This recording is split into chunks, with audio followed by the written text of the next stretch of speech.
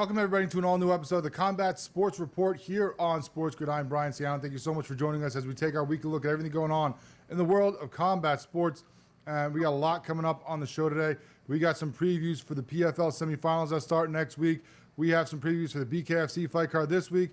And we're going to be talking to a lot of the fighters who are involved in all of this. We got a bunch of interviews lined up for you. Later on, we're going to be talking to the Silverback Thad Gene. We're going to be talking to BKFC Light Cruiserweight Stephen Tomahawk Townsel. But right now, we're going to get right into it with Logan Storley, of course, in the semifinals of this PFL tournament right now of the welterweights. Logan, thanks so much for joining us. We appreciate your time.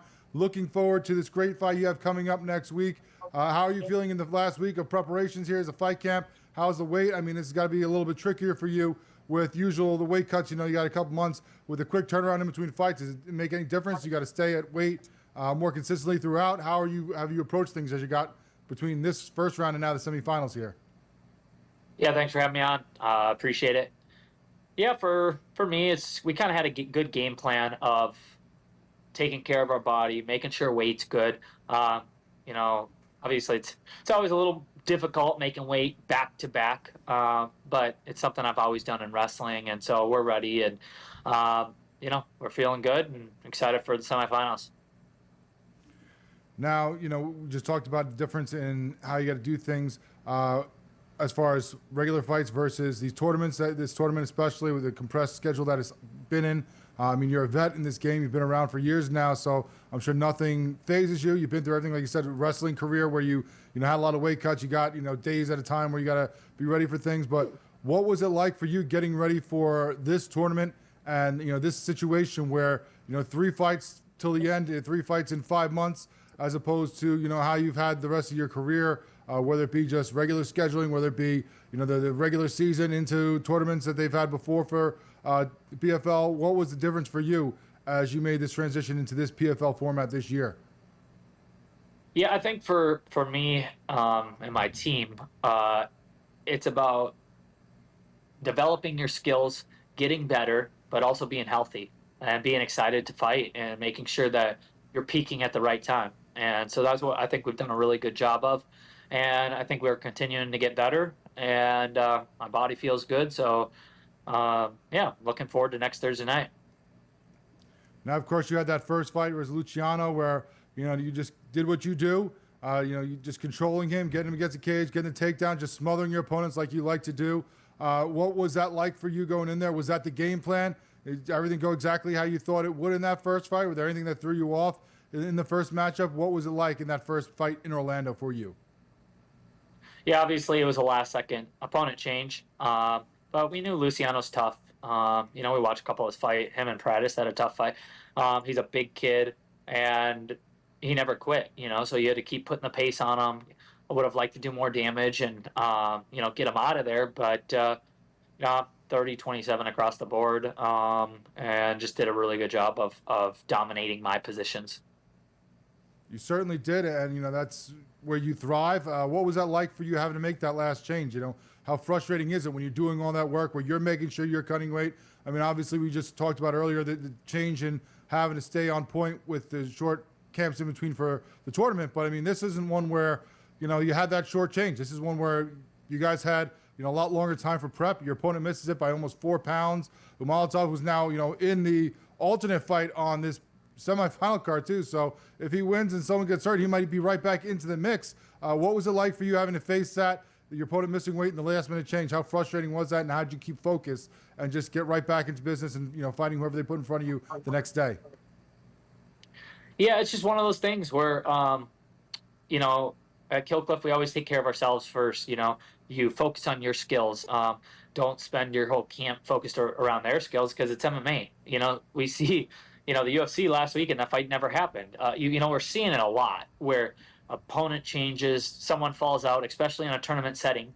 There's a reason there's alternates. And so it is what it is. And, we just got ready and keep moving forward. And you did that. You got the job done. Now you're moving on in the semifinals. You got this matchup here against your next opponent, Curry. What did you see from his first round matchup that maybe you think you can exploit? What did you see in his fight? Is there anything that maybe you had to go back and study in the tape and see differently than what he did in that first round? You think that's pretty much who he is and the fight that you're going to get from him when you get in there with him now in next week? Yeah, I think he does a good job controlling distance. He's kind of got a judo background, so he's good everywhere. For me, it's once again getting to my position, setting a high pace, and really putting it to him. And so that's our plan: is go out there and push a really hard pace and do damage on top. And so that's my goal for this fight. And we can't wait to see you do that next week. We're looking forward to this card. It's a stacked card, of course. On the other side of this tournament, your teammate is on the other side. So if you guys get the results that you both want in this fight, it could be a situation you guys facing each other for, the winner of this tournament, the big paycheck and a chance at the champion. Was that something that was discussed with you guys before you both got into this mix? Is that something you didn't want to jinx things and you wait till you get to that point to figure things out on who's going to get what coaches or how you're going to train all that? Or is this something you're just used to being in MMA all these years, where sometimes you just got to fight a guy that you train with and that you're friends with? Yeah, I think it's one of those things where when it first was announced, that was a long ways. We had to win 2 fights each. First round, semis, and things got to go well. And so it's not real until after Thursday night, when we have to do our face-off. And if it's me and Jason, then it's real. But I'm not really too worried about that until that point comes. Well, we'll see if that is the case. We'll see what both you guys do in this one. It's going to has been a great tournament so far. All these tournaments, a lot of finishes early on in the first round of all these fights and all these divisions. We'll see what is next for the semifinals as they move around the center of the country here with these semifinals.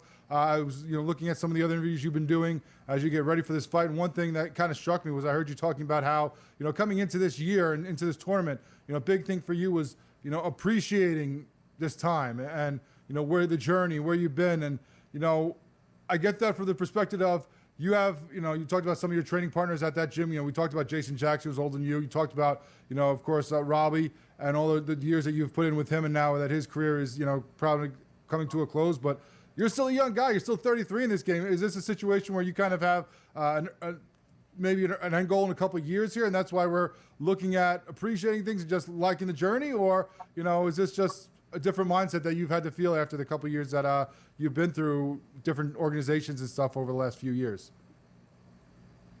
Yeah, I think it's one of those things where, I got to reach the pinnacle and fight for the belt and beat MVP and fight really good guys along the way in title fights. And so I think it's one of those things where you appreciate those moments, you look back at them. I don't know. I'm just enjoying the journey right now. Does that mean I'm going to fight till I'm 40, or does that mean I'm going to be done in 2? I don't know. We'll see how it goes and how I feel. But right now, I'm just enjoying the journey and having a lot of fun with my teammates and coaches and continuing to get better. And it's easy to get better when you have such great guys training with you every day, as you do at that team that you have guys formed down there in Florida. Doing a great work, doing awesome with champions galore, and we'll see if you get to be the next one as you continue on this PFL tournament journey. How has the transition been from you from all the years you had in Bellator? You won the title, where it's kind of more the regular climb up the ladder in the fights and eventually get that title shot, to now the PFL, the change in, first last year with the regular season into the playoffs and now this year with the tournament. How has that change and transition from organizations been for you? Yeah, it's definitely a little different. Bellator was more of a ranking system, but it's worked out well, and I'm glad that PFL brought us over, and so we're happy to be fighting on the highest stage, at the biggest stage, and so I'm excited to continue to go out there and prove that to everyone. And you've continued to do that. A great career you've had so far. We're looking forward to seeing you continue that as you get into this semifinal bout. The first semifinals matchup next Thursday on ESPN. Make sure everyone checks that out for the PFL World Tournament at welterweights. Logan Storley, thank you so much for joining us here on the Combat Sports Report on SportsGrid. No one is going to pick Indiana. no one's going to pick Indiana to make it close, honestly. Like, you could get tremendous odds if you pick OKC in 7. I think that taking the series over 5.5 games, the last 2 NBA Finals series ended in 5. I think this one goes 6. I think the Thunder will get the job done, but I think the Pacers are just too strong of a team and too talented of a team and too deep of a team to lose in 5 or fewer games. Newswire, only on SportsGrid. The Knicks really got past that playoff dragon for them that really stood in their way. So for the New York Knicks to be the Celtics and then an outright favorite to win the Eastern Conference Finals, that's where the disappointment is. The goalposts got moved, right? Because when you went into the Celtics series, a lot of Knicks fans said they weren't going to beat it. I'll say this is more unprecedented than the 99 run when they were the 8th seed. The Early Line, only on SportsGrid. Face. It's the new face. New face of what? The hell are you talking about? Like seriously. Oh, the new face of the NBA, Anthony. Yeah, okay. You know what I mean? Like, really? Guy's got 2 shots. You're the face of the NBA. Slow down. He's a good player. I've always thought the whole face of the NBA thing was comical. You want him to be the face of the NBA because you don't like it that all the other faces of the NBA aren't American. Sports Rage tonight, only on SportsGrid. And if you go through Cat, that means Cat at 11-1 could be Eastern Conference Finals MVP. The worst team in the WNBA is the Chicago Sky. They have no perimeter play. They're playing Sloot too many minutes. And Angel Reese doesn't have the help she needs. Betting above the rim, only on SportsGrid.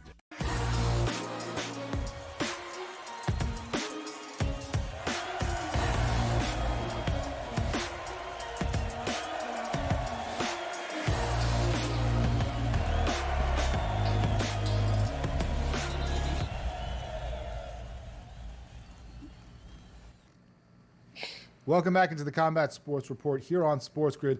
We continue to look at this great semifinal matchup coming up next week. This great card. We got welterweights, we got featherweights. The first one of the semifinals, of course, in Nashville, Tennessee. And the man who's going to be a big part of that, headlining that card, is Thad Jean, who joins us now. Silverback going to be fighting against Jason Jackson in the semifinals of that tournament. Thad, thanks so much for joining us. We appreciate your time. How excited are you for this fight coming up? I mean, your first main event. You're getting in there, and it's the semifinals of this tournament, one step away from having a shot at a big check. What's the feelings for you as you get ready for this? I just want to say thank you for having me on, by the way. I appreciate that completely, and thank you for the acknowledgement. I mean, I'm super grateful that this is the first time I've been on the main card, and look at that. We're jumping from main card to being straight into a main event headlining with Jason Jackson, nonetheless. And, I mean, everyone has their time, and I believe that this is my time. So I'm excited to just show the PFL that this is the guy that they can get behind. This is the next superstar that they can get behind. And what has that been like for you, this journey that you've been on to, throughout your career? You had a couple fights in the PFL before this, but like you said, you never made the main card before, and to get thrown right into that tournament, that last-minute addition to it, was that something that you had to think about for a bit? Was that something you were ready for and training for no matter what, even though you had another fight in front of you? What was that like when you got that call to join into this tournament and try to become a champion for the PFL? Man, all glory to God. I want to say God's plan because I'm always ready. I'm always ready for it to come out. I'm ready for whatever comes up. I'm not that fighter that goes into training gym as soon as he gets a fight notice or something like that. I'm training 24/7, 365 days a week. I'm always in the gym. I'm always training mentally, physically, and spiritually, man. And when I got the call for the alternate, I was like, all right, whatever. I mean, I've been praying in the beginning of the year to be the winner of this tournament. So I know my time will happen because every alternate gets a shot at being in a tournament if we've looked at the past in the PFL. So I was like, I mean, I'm an alternate now, but I know if I stay ready, if I stay humble, I know that my shot at the actual tournament this year will happen. And you know what? I didn't even get to fight in the alternate. I got shot right into the tournament before the tournament even started. And I was like, you know what? I had to be ready. This is what I wanted. This is what I've been praying for. This is what I've been asking for. Now I got to go out there and make a statement. And that's exactly what I'm going to try and continue to do is make a statement. And that's what you did in your first fight, obviously, with the fight over Berkimov. You jumped in there right away. You got that first round finish for him right before that round ended. What was the game plan going in for you? Were you looking at did you even have a game plan coming in? Was it you had the one fight, Always. and then when you made the switch, it's just this is what I want to do. I don't care what my opponent does, or did you have to try to make a quick study of him and figure out what he was going to try to do against you? You know what? It's honestly was the same game plan because going against Joseph Luciano, I know his whole thing would try to be pressure to take down. So I knew Berkmov was, he has that Russian style, and he's not really more of a grappler like that. But I knew that if I put my striking on him, I'd force him into a grappling situation. So I knew that he would go into grappling. Caught him with a guillotine, but wasn't able to finish off of that. But I knew that if I stayed up and he kept his hands out like he did in his past fights, I'd be explosive enough to catch him. And just like I did, I caught him. So we always went into a fight with a game plan. Doesn't matter when it was, if it was the day before or 20 or 10 hours notice. We're always going to go into a fight with a game plan. We're not medieval warriors out here. We're professionals. So we're definitely going to go into a fight knowing what do we want to do? What tactics do we want to do? What do we want to exploit when it comes to this guy? What are his weaknesses? What are his strengths? What are some things that we need to use to our advantage to make sure that we come out on top? Let's not go into a fight thinking that this guy isn't prepared for us as the same way that we are prepared for him to be so cocky like this is how you lose. Well, you came in there, you did your thing. You talked about how you wanted to keep him standing, and that's what you did, and that's what where you finished him. You obviously you know how much power you have, but you might have caught him off guard, and might have caught the other guys in this tournament off guard. Do you think that you still kind of have that advantage, or do you think you kind of lost that with that first round, where now you might have been a little bit unknown to some of these guys coming in there as an alternate? Maybe they weren't looking at you because you weren't right away in the tournament and kind of thrown in there late, but now after that fight, do you feel like that advantage is gone as being a surprise, or now they might be more looking out for you, or do you think it doesn't matter? Whether they know you're coming or not, it's going to be lights out for them. It doesn't matter. Honestly, that's their fault. If I have fight footage and I have film that you should have been watching, and most of my fights in the PFL have been first round finishes. So if you weren't looking in the past to see that I had that knockout power, then that was on you. I went into this fight fully thinking that he knew that I had that knockout power. But if you're going to underestimate it, then that's your own grave that you're burying, that you're digging up yourself. So I'm just going to put you in it. Just like I did this past fight. I mean, I don't think Jason will underestimate me, but it doesn't matter if he doesn't underestimate me. It's the fact is, can he stop me? And I'm going out there fully knowing, just knowing that he has the experience, he has the grit, he has that dog in him, that he wants to come forward, that he's going to want to keep the fight into a grueling pace. I know he's been talking a lot about my cardio, but we know exactly what he wants, and that's exactly why we've been dogging the cardio, because I've been looking at my cardio. We all understand, but it doesn't matter. I've been dogging my cardio so that it can go for 5 rounds if it needs to, if necessary. So this 3 rounds is going to be, if it's a back and forth battle, then it's going to be a back and forth battle, but it's going to be a complete domination on my side, because it doesn't matter if he's ready for the power. I mean, if he thinks he's ready for the power. It's the matter of, once we get into the cage, are you actually ready for the power? Is your chin actually that strong? Is your chin actually that good? Is it actually diamond tested? But if it's not, then it's going to be something that I shatter for sure. Right. It's not like you haven't gone to decision before in your career. You have a lot of great knockouts. Of course, people are going to highlight that one, but this wouldn't be, if you went to the decision, the first one that you've ever been to. So, your cardio has been there before. We've seen you go all the distance. Exactly. So that's something obviously that you're very confident, as you've said there. It doesn't matter if you get the finish. You can go as long as you need to. And I'm gonna win each round. Exactly. I mean, people haven't. I got addicted to knocking people out, but my grappling game is the one that I started with. It's my base, so I'm excited to display that, put that on display. That ground and pound that I know that I have. So I mean, I think this fight, once you see this fight, you'll see that I am a complete fighter. I'm not just a stand-up guy. I'm not just a knockout specialist. I'm a mixed martial artist. I go from the top, from standing on the feet to on the ground, to ground and pound, to jiu-jitsu, to grappling, to whatever it needs to be. I'm a mixed martial artist, and I'm going to make sure that it's on display. He is a silverback Thad Gene. He's going to be headlining this first semifinal card for the PFL as we continue this welterweight tournament. We're going to take a quick break, and when we come back with him, we're going to talk about his opponent, Jason Jackson, about the things they've been saying about each other, about how they've been looking at each other, and how he is ready for this fight coming up next week here on SportsGrid.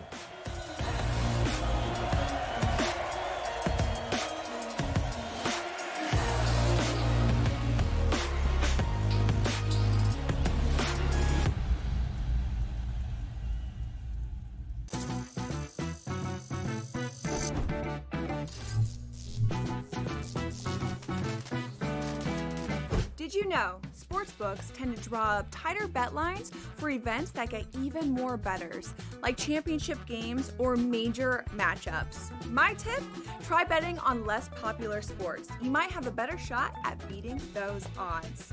Now, go get lucky. See you in Las Vegas. Let's get lucky. No one is going to pick Indiana. No one's going to pick Indiana to make it close, honestly. Like, you can't really, you could get tremendous odds if you pick OKC in 7. I think that taking the series over 5.5 games, the last 2 NBA Finals series ended in 5. I think this one goes 6. I think the Thunder will get the job done, but I think the Pacers are just too strong of a team and too talented of a team and too deep of a team to lose in 5 or fewer games. Newswire, only on SportsGrid.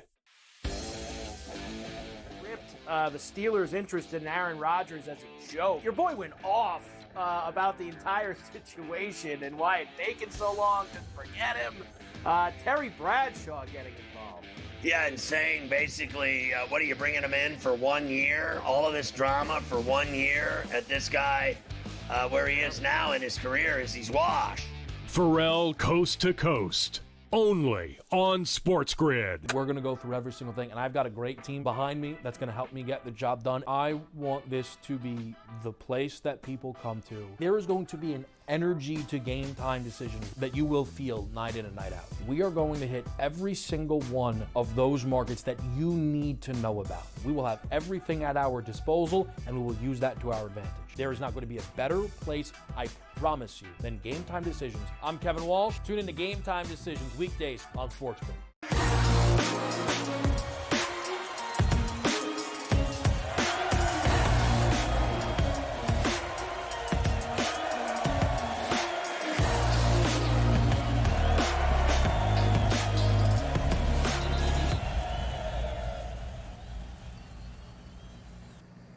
Welcome back. We are talking to Thad Genius, who prepares to headline the first PFL semifinals of the 2025 World Championship season.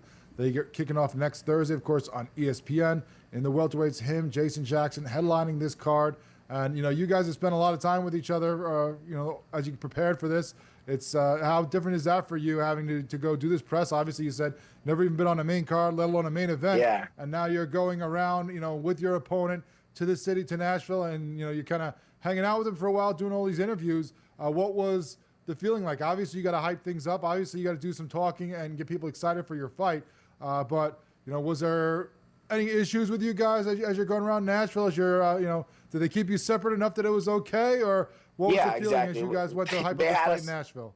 Yeah, they had us in separate cars. They had us in separate. The only time they brought us together was for interviews and the face-off pictures, as you could see. But we kept it totally professional. We understood that what we had to do was, we got to do this media tour. But at the end of the day, it's exciting for me. It's my first time, as you said. It's exciting for me. So I'm gonna make sure. And I'm a guy from South Florida, and this is where we talk trash. This is where we try to get into our opponents' heads. And from growing up playing football, baseball, soccer, the entire time we're just talking trash to the other team. Playing COD, Call of Duty, right now, or as I am now, we're just talking trash. So all banter talk is what I grew up doing, and being able to do it on a professional level and get paid to do it, come on, you can't beat that. So it's exciting to get into my opponent's head, because I feel like Jason Jackson is that guy who's been there for a while, who thinks it's still his time, but I feel like he's gonna want to really come at me with full force, and I think that's gonna be his downfall. Because I'm in his head for sure. You've had some great one-liners you thrown out, and you said that everybody has a nightmare, and that you're the nightmare for him. You said that he is a weathered, rusted sword, and you're going to come up and slice through him. You've obviously had your things prepared to throw at him every time you talked about him. How do you feel like that has gone for you? Do you think you are getting in his head? Do you think you are throwing him off as you are doing these interviews, especially some of these face-to-face ones? Or you think that he's enough veteran that it's not affecting him, just like you say it's not affecting you, and it's just all part of the game? I think personally, I know I'm in his head. I know it's getting to him. I know he hears this young guy, up and comer. I mean, you get like, come on. If we're gonna think about it, this guy is up and coming. I'm not talking as someone who's humble, so he feels like, oh, this guy's not giving me my respect. I gotta shut the young guy up. If he's talking all this trash to me, oh, I have to prove myself. I have nothing to lose. I'm not going to lose my 0. That's for a fact. I'm not going to lose my 0. I'm going to dominate this fight, and I'm going to make sure he knows that I'm the next one up, and I'm the one who has the actual it factor that's going to take me to the next level within this fight game. And this trash talk that I'm doing is not just trash talk. It's honest talk with a little bit of banter behind it. So it doesn't really matter if he's ready for it or not. Once we get into the cage, are you actually ready for it? And you probably should have listened to my trash talk and got that retirement home ready for that bed ready for you, because now you're in a bad place. Well, now you guys will finally get to face each other in the cage next week. You finally get to put fist to face there. Finally, actually get to see if those words match up for both of you. Is there anything about him that you think that you need to worry about? Anything about him that, this is strength that maybe you need to stay away from? I mean, obviously growing up in that area, he's been in that area for a long time too. So I'm sure, over the years you've seen him fight, maybe respected him at one point and looked up to him, but obviously now it's time to do business. It's time to get in there and, get your hand raised. Is there anything about him that you need to watch out for? Or you just think that you're better in every facet as you get in this matchup? I do believe I am better in every facet when it comes to this matchup, but I'm not going to discredit him. He does have that dog as well. He does have that I want it. Like he says, he's from the gutter, so he has something to fight for, but he doesn't understand I also have something to fight for. I mean, I'm also a dog. I'm a beast. I'm ready. I'm the silverback. I'm ready to just show him that, hey, man, I don't care who you've gone against in a fight, how many people you've beaten in a fight, how many fights you have on your record, brother. You have not gone against the silverback gene. And I'm a different monster. I'm a different animal, and people don't really understand that, and they will understand it. And that's why I'm so grateful for this fight, because Jason Jackson is the perfect opponent. I cannot stress this enough. God's plan for people to understand what level I am at. And we'll see what level that is at, of course, next week, Thursday, June 12th. Make sure people check it out. Nashville, Tennessee on ESPN. June 12th, baby. The Silverback Gene, thanks so much for joining us. They've been keeping that monster in that cage on those prelim cards. Now you get to unleash him, not just on the main card, but the main event of this welterweight tournament and the semifinals. Thanks so much. Looking forward to that fight against you and Jason Jackson coming up. Thank you, Brian. Thank you again for having me on. I'm excited to put on a display of the Silverback, baby. So tune in, June 12th.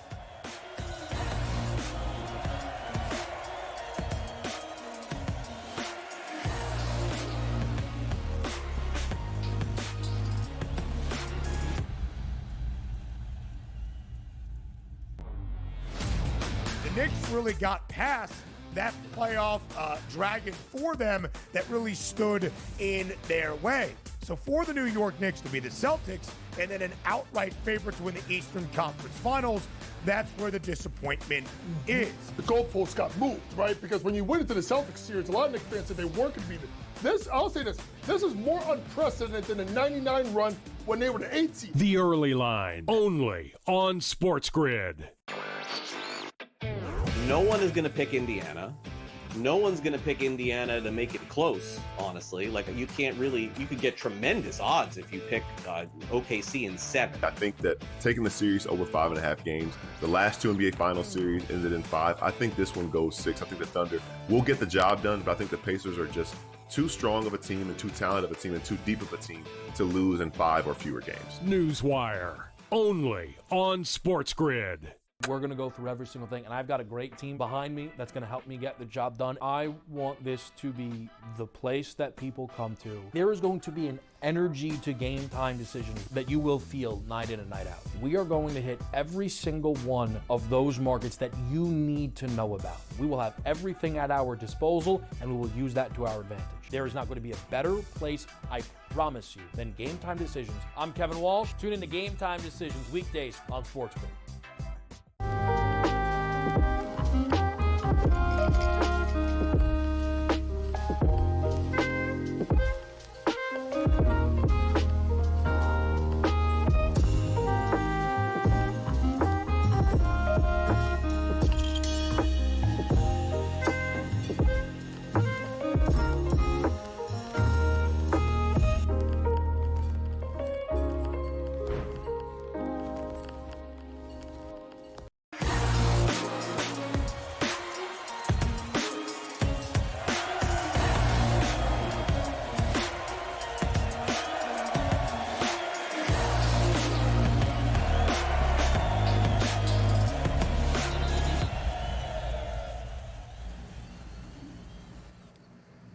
Welcome back into the Combat Sports Report here on SportsGrid. We continue to talk about the PFL. We got this great card coming up next week, Thursday night, June 12th, 11 o'clock Eastern. The main card starts on ESPN. You can also watch the prelims on ESPN Plus at 8 o'clock Eastern. It's got a lot of great fights, and of course, the ones that are most important to us involve this welterweight and featherweight semifinal matchups that are going to be sprinkled on, of course, the main card and top of that prelim card as well. A lot of great fights now as we're getting into the semifinals in both of these divisions. And then, of course, we'll have more of those coming up the week after on the 20th and then the 27th. So 2 divisions this week, and then we'll get into another 6 over the last 2 weeks. So going to be some even more action-packed cards coming up. But let's break down this card right now that we're going to see next Thursday on ESPN involving the welterweights and the featherweights. Now, of course, the main card is going to be headlined by the welterweight battle between Jason Jackson and Thad Jean. Jean, the 26-year-old American, 9-0, had a couple of wins in the PFL over the last few years before joining this tournament late. He beat Berkamov by first-round KO. He's going to be going against Jackson, 19-5 over his career, 8-2 in Bellator before moving over to the PFL. He won the title over Amosov in November 23. He has wins over Douglas Lima, Cooper III, Daly, Neiman Gracie, Ben Henderson, beat Korshov by second-round rear naked choke in his first matchup. This is a guy who's been around. He's a veteran and now showing that he can still do this at his age as he tries to get another shot at the title here with the young up-and-comer Gene coming at him and facing him. Now, these guys have had a war of words, obviously. They have been all over doing the press in Nashville, getting people hyped up for that card. And it's going to be an exciting fight.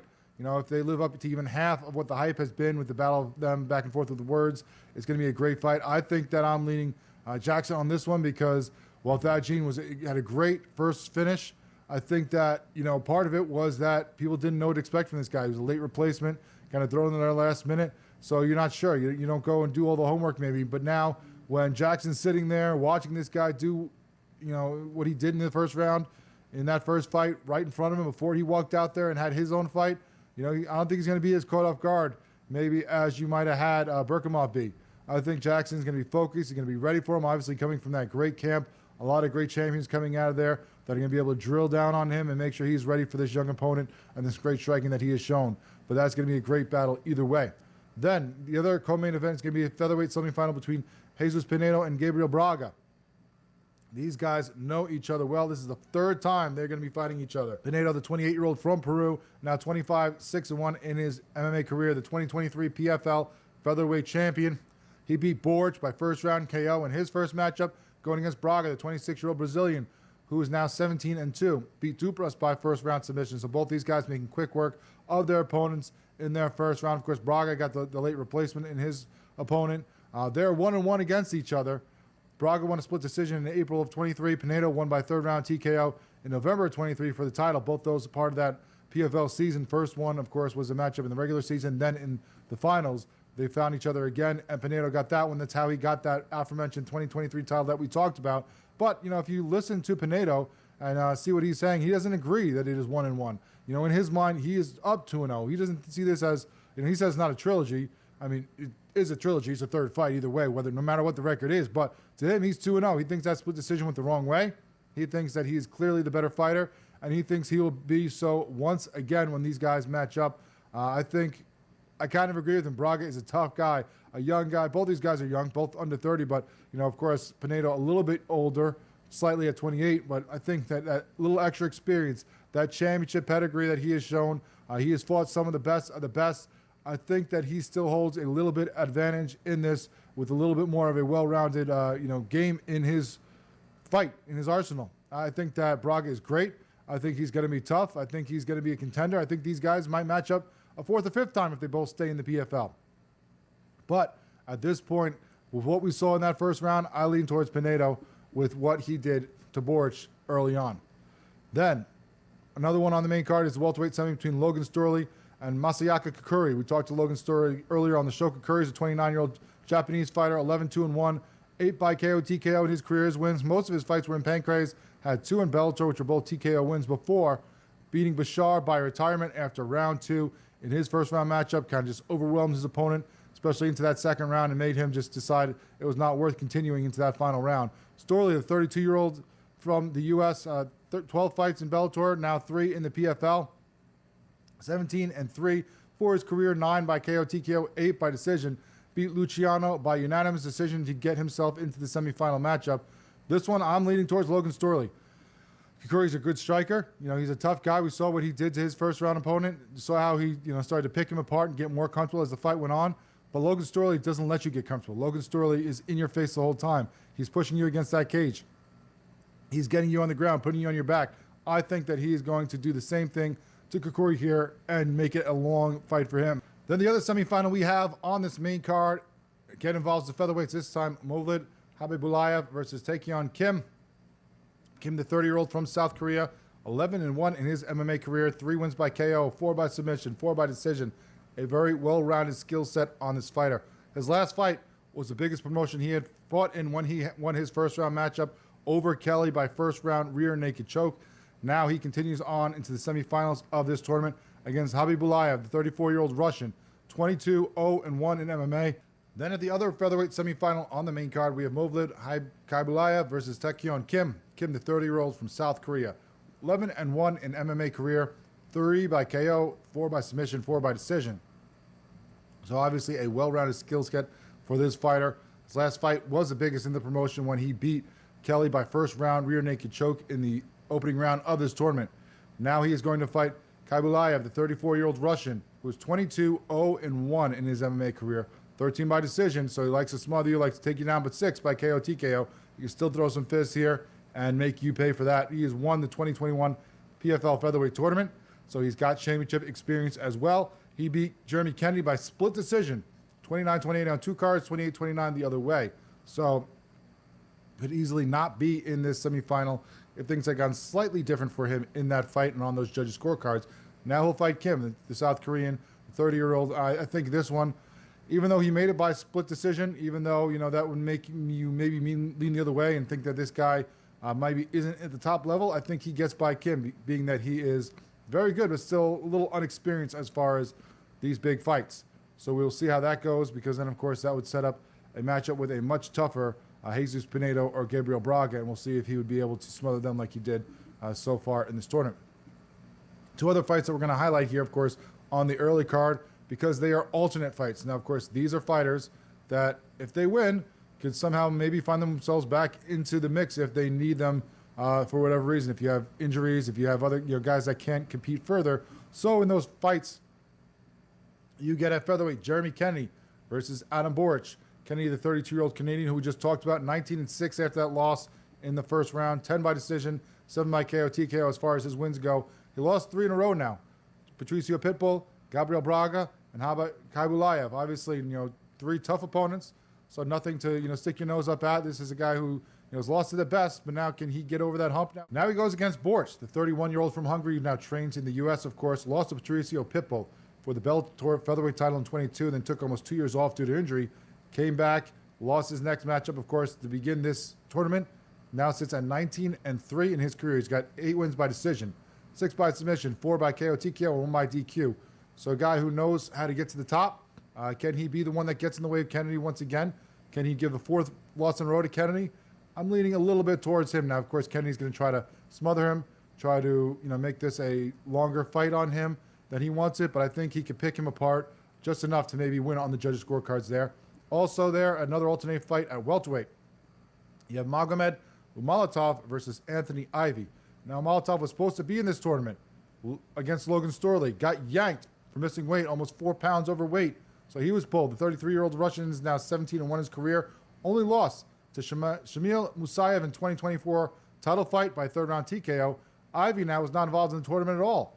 He's a 35-year-old American, 15-7 for his career. Has fought briefly in the UFC, Bellator, and PFL. Was on a nice 7-fight win streak in smaller promotions, but now coming in there against Umalatov, who really wants to come in there and make a name for himself again and show that that was a fluke, him missing weight.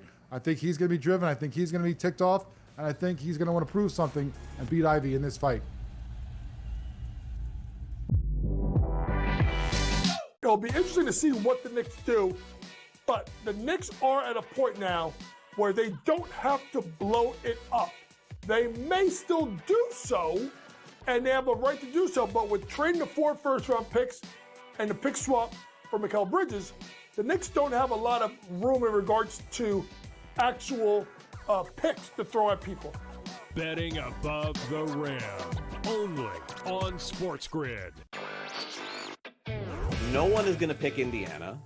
No one's going to pick Indiana to make it close, honestly. Like, you can't really, you could get tremendous odds if you pick OKC in 7. I think that taking the series over 5.5 games, the last 2 NBA Finals series ended in 5. I think this one goes 6. I think the Thunder will get the job done, but I think the Pacers are just too strong of a team and too talented of a team and too deep of a team to lose in 5 or fewer games. Newswire. Only on SportsGrid.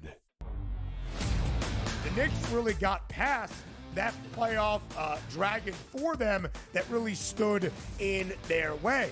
So for the New York Knicks to be the Celtics and then an outright favorite to win the Eastern Conference Finals, that's where the disappointment is. The goalposts got moved, right? Because when you went into the Celtics series, a lot of Knicks fans said they weren't going to beat it. This, I'll say this is more unprecedented than the 99 run when they were the 8 seed. The Early Line. Only on SportsGrid. Face. It's the new face. New face of what? The hell are you talking about? Like seriously. Oh, the new face of the NBA, Anthony. Yeah, okay. You know what I mean? Like, really? Guy's got 2 shots. You're the face of the NBA.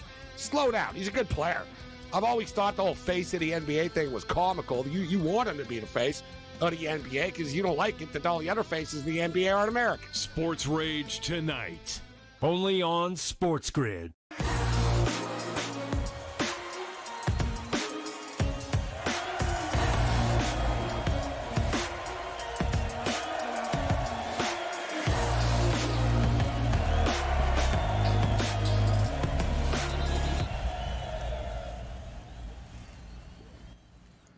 Welcome back into the Combat Sports Report here on SportsGrid. We continue to talk about the PFL. Some great fights coming up this weekend. But let's look ahead a little bit to some stuff we have coming up next month because there are so many great fights coming up. We got to, get everybody in there when they have some time here because everyone's training hard for all these great events for the BKFC over the next couple months here. It's a loaded summer for bare knuckle fighting championships. One of those guys who's going to be mixing it up is Stephen Tomahawk Townsel, who joins us now. Going to be fighting July 12th at BKFC 78 in Hollywood, Florida, the cruiserweight. Steve, thanks so much for joining us. We appreciate your time. Always enjoy talking to you as you get ready for these fights. And usually for you, you're a guy who likes to get in there and mix it up, keep busy. Especially at this point in your career. Haven't seen you since last September. Was there an injury that we had to fix through the nursing it? Was it just you couldn't find guys that actually wanted to get in there and fight with you lately? What's been the layoff? Because I know that's not the way you like to do things. You like to get in there as quick as you can, one fight to the next. Yeah, we had something that was going to pop off. I was going to fight in Omaha. That fight didn't kind of work out. BKFC, whether it's the guy, the other opponent, whatnot. I did have some hand issues, just letting things heal, making sure I'm 100% when it's time to come back and get that work in. But yeah, I'm looking forward to July 12th. A little bit of a layoff, but it's good for us. Well, we're looking forward to that. I mean, I'm sure that can help a little bit at times. I know you like to be active, but, obviously at this point, congratulations to you. Just celebrated a birthday a couple months ago now at 45. So, I'm sure it takes a little longer to recover at this point than it might have when you really locked in on the fight game 10 years ago. But how are you feeling right now, and what have you been up to as you've been waiting for this? Obviously, you're always going to be training, but I know you have a lot of other things going on around you as well in your life. You got to keep that hustle going always. Yes, sir. I've been busy, stayed busy, whether I'm training in the gym or I'm in the gym coaching, I stay in the gym. So, there's that. Life's been great. Got married this past year, so that's been a new chapter in life. I'm excited for this next fight right now. I've just been getting ready for this, putting all my focus into it, as it requires that. Well, you're always focused, you're always locked in there, and you're always, training hard as we have seen and heard many times, and I know you put up some posts recently about that as well, talking about, how the past 10 years, how much you have dedicated to this, how you locked into this, and made this, your focus and what it's done for you. How do you feel that this has changed your life over the last decade for the better or worse, whatever it is, but I feel like it's been for the better from the times we talked to you, but how do you feel like it's been for you this past decade of just focusing on this as your career, your path, and your calling? It's been everything that I needed at this point in my life. I'm absolutely at the best point in my life, physically, mentally. spiritually. It's saved my life, I believe. It saved my life in a lot of different ways. It's been great. Like, it's been what I needed when I needed it, and I'm very grateful for the experience. I'm looking forward to each and every next step. July 12th is just one more step closer to my goal, which is carrying a world title. So, not looking past them, but that's the goal always. And you've talked about, how it changed your life for the better, but I've seen also, you trying to do that for others and how important that is for you too. I saw you, picking up someone, getting out of the clink, that they're trying to help them get their life together. You posted how you remember that walk when you were making it, how, that was what it was like for you then, and now trying to be on the other side of that and being that person to, pick your brother up and help your fellow man. What's that like for you now, being on the other side of things and the work that you've done to get where you are, to try to help people who, have been in the situation where you've been, where, a low point and trying to pick up the pieces? It's super important, man. As an OG in the game is what I like to call it. It's up to us to help lead these young guys, man, and not down to the same path. And when they do come out of a dark hole, that there's someone there to let them know that, hey, there is some light at the end of the tunnel. And that's whether you're in trouble, whether you're not in trouble, whether you're just dealing with some things, man. If you have the ability to help somebody else see a brighter path, man, you're not doing due diligence if you're not trying to step up and do that. It's been a really big deal for me because I've come from that. Man, I came from some really dark places and I found my way out of it. And I'm just super grateful for the people that were in my life when those times came. And I just want to pass it forward, pass it forward. And you continue to do that in many different ways. Of course, you're always in the gym working. So you posted about that and how, you've never been the guy in there just like going in there trying to be the biggest, toughest, and bullying everybody. That you've always gotten in there, and sometimes it's you kicking someone's ass, sometimes it's you getting your ass kicked, and learning from that experience and how important that is to not just go in there and try to be the biggest, the best, not try to beat everybody up, but learn, and how important that journey has been for you to go through as well, both physically and mentally. Absolutely, man. Especially in the gym. I wanted to say that I use my life as a metaphor for the gym because everything I do is out of the gym, man. But the way you'll carry yourself inside of a gym, especially when it's a combat sport gym, says a lot about you. If you're going in there and you're thinking you're going to beat everybody up and you got this attitude with everybody, it's probably how you carry yourself in life. I'm always a student, even when I'm coaching. I'm learning from my guys. They're learning from me. And if I didn't have that mindset, then I wouldn't be learning and I wouldn't actually be growing. Some days I'm the hammer, some days I'm the nail, but every day is a lesson, man, and I'm grateful for it. And now, of course, as we mentioned, you have this fight against Keith Richardson coming up next month. Not that one, the other Keith Richardson, for anybody, obviously thinking about the rock star. Now, of course, you're coming off that Jeremy Smith win after, those back-to-back losses. Now you're going against Richardson, who's having his own struggles. Had some nice win streak, but then lost to Connolly by KO late last year. What are you expecting in this fight against him down in Hollywood, Florida?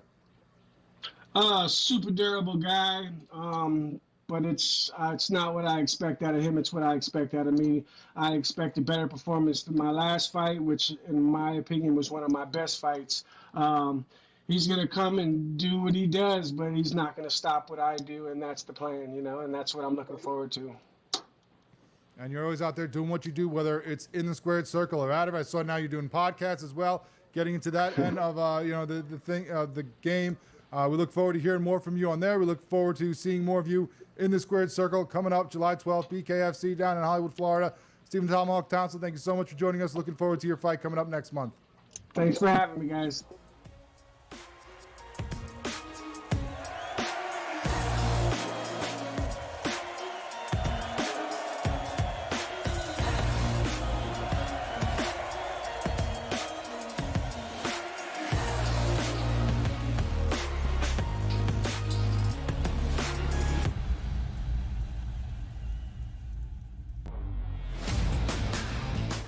Falcons are actually relieved that he's kind of not there to create more of a distraction. Look, I said it the day it happened. It was one of the stupider decisions I've ever seen by a professional NFL franchise to sign a quarterback to a $180 million contract and then draft his replacement exactly 5 weeks later. This was a terrible organizational decision by the Falcons. Now, they're going to spin this, and this is what's annoying about the Falcons and their PR staff. They're going to spin this as if this is the plan we had all along. This is the plan that when, Kirk Cousins either got hurt or didn't play well or got too old, we were going to have Penix come in. And guess what? The new plan is now we're going to keep Kirk Cousins as a backup. So if Michael Penix gets hurt, we told you so. We were right for keeping him on the roster. We were smart for keeping him here. No, this whole thing has been an abject disaster. The Early Line, only on SportsGrid. The game is on. The stakes are high, but the action isn't just on the field. He's rearranging that ring. Get it inside! SportsGrid's in-game live. Your ultimate second screen experience. A little flyer, couple of 15.5 point live line. Every prop, every play, every day. Anything can happen. That's complete chaos. It's smarter to be on SportsGrid. It'll be interesting to see what the Knicks do, but the Knicks are at a point now where they don't have to blow it up. They may still do so, and they have a right to do so, but with trading the 4 first-round picks and the pick swap for Mikal Bridges, the Knicks don't have a lot of room in regards to actual picks to throw at people. Betting above the rim, only on SportsGrid.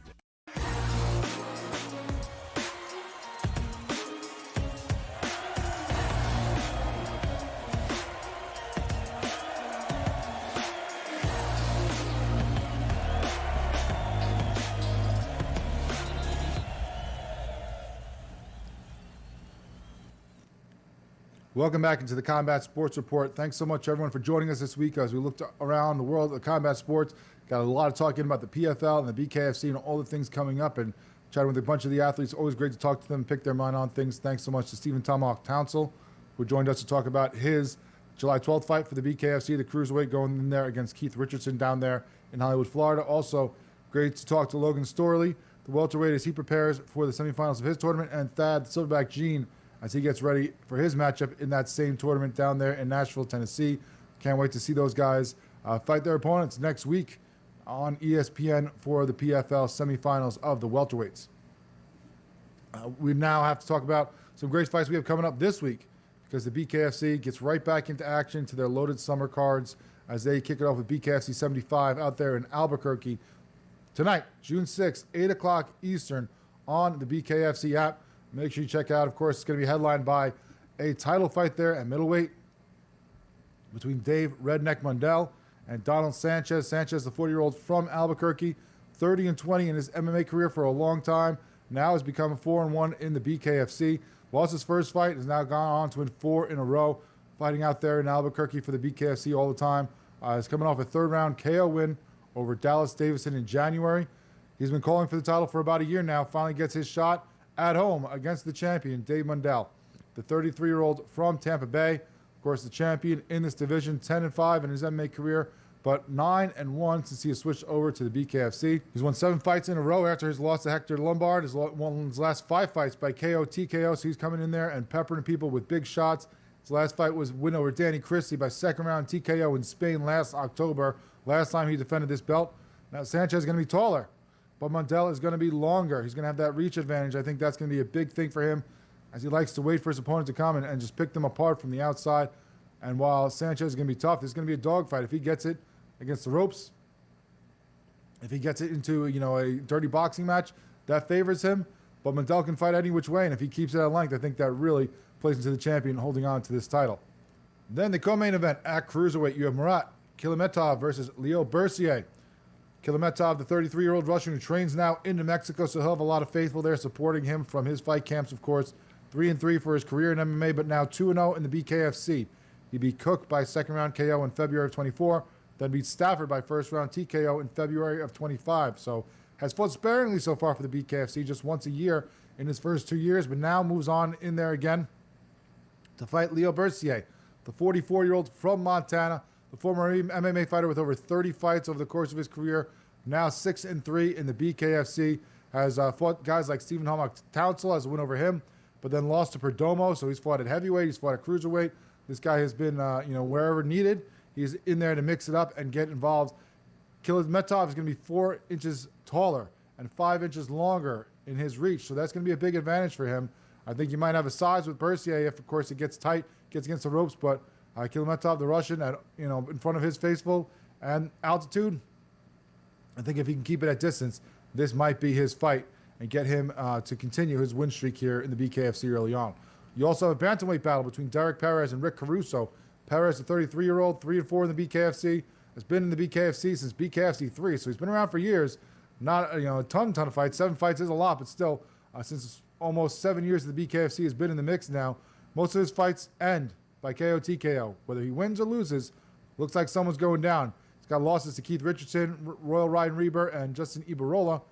And he's fighting Caruso, the 37-year-old who's 2-4 in the BKFC, who also has lost to Ibarola and Reber, also lost to Velasquez by TKO.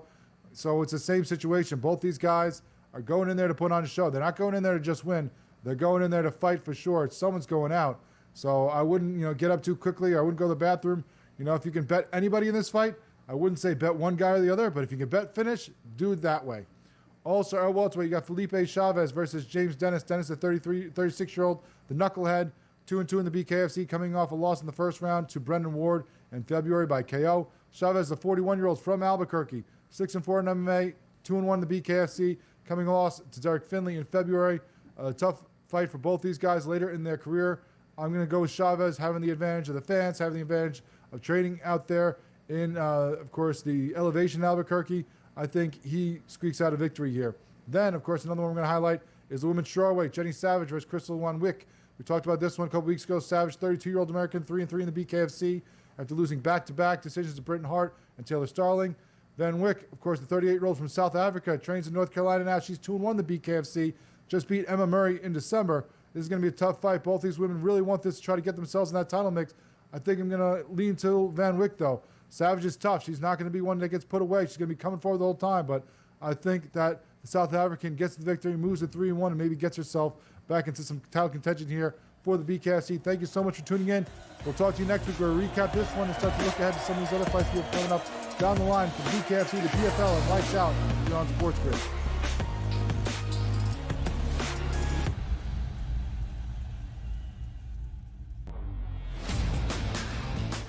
Falcons are actually relieved that he's kind of not there to create more of a distraction. Look, I said it the day it happened. It was one of the stupider decisions I've ever seen by a professional NFL franchise to sign a quarterback to a $180 million contract and then draft his replacement exactly 5 weeks later. This was a terrible organizational decision by the Falcons. Now, they're going to spin this, and this is what's annoying about the Falcons and their PR staff.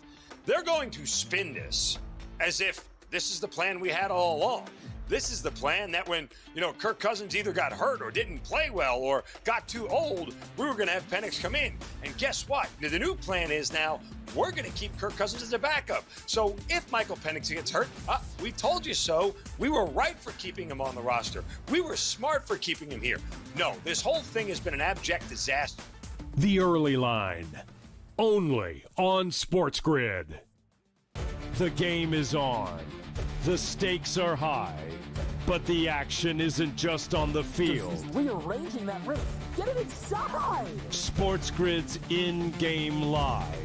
Your ultimate second screen experience. A little flyer, couple 15.5 point live line. Every prop, every play, every day. Anything can happen. It's complete chaos. It's smarter to be on SportsGrid. The Steelers' interested in Aaron Rodgers as a joke. Your boy went off about the entire situation and why it taken so long to forget him. Terry Bradshaw getting involved. Yeah, and saying basically, what are you bringing him in for 1 year? All of this drama for 1 year at this guy, where he is now in his career is he's washed. Pharrell coast to coast, only on SportsGrid.